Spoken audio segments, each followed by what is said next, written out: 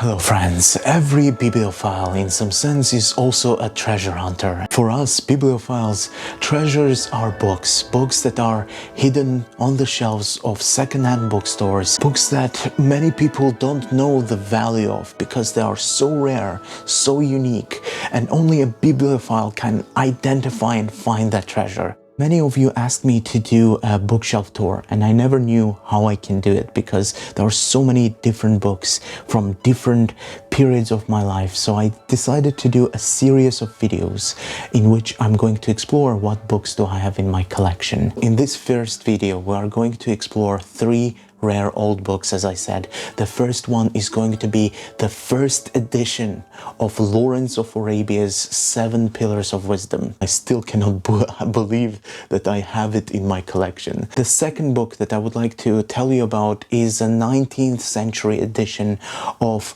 poetry by one of the greatest Persian poets, Omar Khayyam. I also found it by accident in one of the second-hand bookstores. There is an arc in this video, in these books that I've selected for you. Each of them I found purely by accident while browsing a second-hand bookstore here in London, and it is actually one of the privileges of living in London is that you can sometimes stumble upon treasures that the shop owners have absolutely no clue about. And the third and the final book is a collection of poetry by Percy Bysshe Shelley. I literally rescued that book from destruction. The guy who sold me that book was about to throw it away into bin, and when I'll show you what a beautiful edition is this book, you won't believe your eyes, and you won't believe that somebody can just decide to throw it away and destroy it. Luckily, I found it, I discovered it, I restored it as much as I could, and it is safely on my bookshelves. So let's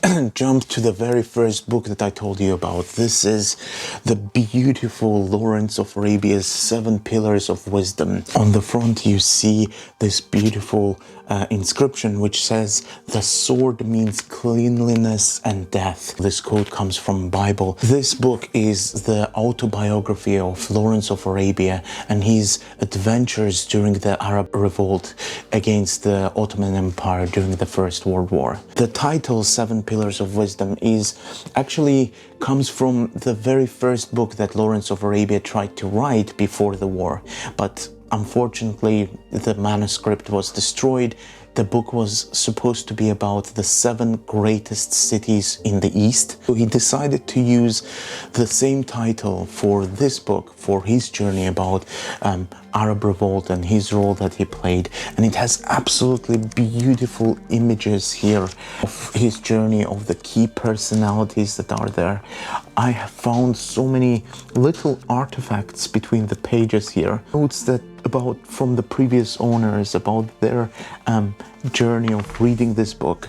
I found this book at the bottom shelf in a second-hand bookstore. It was gathering dust, it was gathering dirt. People were accidentally hitting it with their feet, with their shoes when they were passing by in the bookstore. And when I saw it, I couldn't believe my eyes, because this is the first edition for general public that was released in 1935. Before that, Lawrence of Arabia issued only 750 copies of this book. Those 750 copies went to the highest figures of the British Empire, to people such as Winston Churchill and others. But later on in 1935, it was released for the general public. And this is the first edition that I have and I'm holding in my hands. I'm so proud and still can't believe that I have this book in the store here. Let's jump to the Persian Astronomer that I told you about. Now I'm going to remove the sleeve of this book, which will reveal the beauty of the cover. Like, look how beautiful is the cover of this book. I don't think they make beautiful covers like this, you know, that we live in the age of book design, of the cover design, but for some reason we missed that element of like making really exquisite, beautiful cover like this. Omar Khayyam was a Persian poet who lived in the 11th century in the Persian Empire, of course, and he was not only a poet, he was a polymath. He was interested in astronomy, in maths, in philosophy, and in the evenings he used to write a beautiful poetry which was unknown in the West for the first 800 years, until a guy whose name was Cowell, who was traveling across India in 1850s, he accidentally entered into a bookshop in Calcutta, and he found this poet Omar Khayyam that he didn't know anything about. He decided to buy a copy and send it to his friend Edward Fitzgerald, who was Orientalist and who was translating books from Farsi, from Persian into English. Edward Fitzgerald, whose translation I'm holding in my hand, and this book was published in 1889, and Edward Fitzgerald decided to translate the poetry of Omar Khayyam, which was largely neglected by the British public, until Dante Gabriel Rossetti, another poet, pre-Raphaelite painter, accidentally stumbled upon this book in a second-hand bookstore in London. Can you just imagine how many accidental things are happening here? Accidentally, Cowell stumbled upon in a bookstore and found this in Calcutta, sent it to his friend who translated, and then Gabriel Rossetti found it in a second-hand bookstore, and now me, myself, who is much less remarkable figure, if anything, I found it in a second-hand bookstore in London by accident. It was once again neglected, it was getting dirty, and I couldn't believe my eyes when I saw this wonderful and beautiful poetry. I actually have two other editions here. I have the beautiful pocket-sized edition of Omar Khayyam's poetry. It doesn't say when exactly this was published, to be honest. It has no information, but once again, it's a beautiful edition. Wow, that's a weird picture. It has also wonderful kind of pages. Look at some illustrations here. Look at this illustration next to Rubaiyat. And by the way, it's called Rubaiyat, you might know, but Rubaiyat is a certain form of poetry in Persian language. It is like made in quatrains, very brief. It is kind of Persian version of Japanese haiku poetry.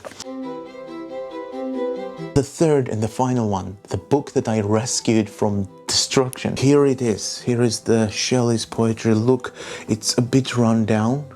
How beautiful it is. It is just like holding a book of secrets in your hands when you have it. A couple of years ago, I went to a flea market near my home. I was expecting that people will sell books and stuff, but instead they were selling lots of crap, you know, like old clothes, old board games, and I was getting really disappointed. And at some point, I saw that on one of the tables, there is this book. Cover now is restored by me. It was completely tearing apart. It was like pages were coming out of it. I restored it as I could. I saw this book. I was like, I wonder what it is. I picked it up, and it was such a beautiful edition. It is, first of all the collection of Percy Bysshe's poetry. And I asked him if he is selling this. He said he had been nearby. If I want this crap, he said, I can have it. And of course I was like, oh man, you just don't know what a treasure you have in your hand. He gave it to me for free. I gave him like £1 or £2 just as a symbolic gesture, but I think it was published in 1875. If you're interested about the publisher of this book, maybe you want to buy it for yourself online. And this collection is by Ward and Lock Limited. If you'll pause the video, you can find and see it in detail. After I discovered this edition, this collection, bought Byron's poetry as well from the same edition as well. After discovering it, I fell in love with the editions, and I decided to buy Shelley and Byron together so they would be on the shelf together. What is really interesting is that in this Byron's copy of the book, we can see that it was gifted to someone on Christmas of 1914. And it always makes me think, you know, Christmas 1914 in Britain, it was just the year when the First World War started. What happened to the owner? Was he or she suffered during the World War? What was their story?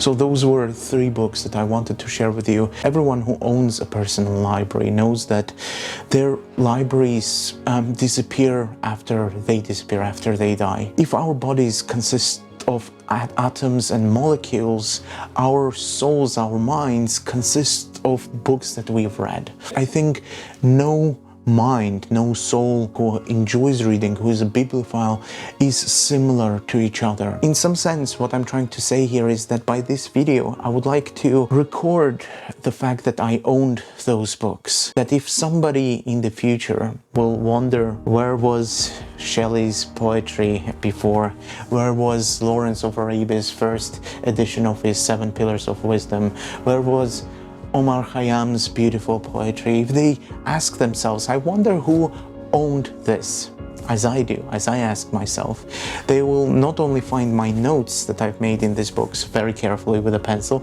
but they will also maybe find this video and discover that this was who owned those books at this period of time. That's why I think that every book that we own on our shelves tells a story not only about us, at what moment of our lives we bought this or that book, but also who owned it before. What lines did they find interesting? What lines did they decide to highlight, to remember? If you enjoyed this video, leave a comment down below if in your city you found some treasures that you are proud of having on your bookshelf. What are those treasures? Share some of the editions, because I would be really curious to see.